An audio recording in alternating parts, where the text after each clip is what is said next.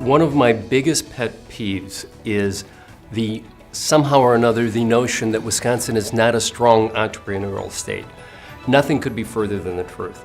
I mean, if you look at how things have changed dramatically over the last 6 years, we were in a situation where we were losing business between 2004 and 2010. We've been adding businesses and at an increasing rate between 2010 and 2016. If you look at the number of establishments we added over that 6-year period, we ranked 19th in the country, and we've been adding businesses faster than the rest of the country. If you look at the employment gained as we've been adding these businesses, and considering that churn rate of the new businesses coming online, in 2015, we ranked 18th in the country in the employment gain in those areas.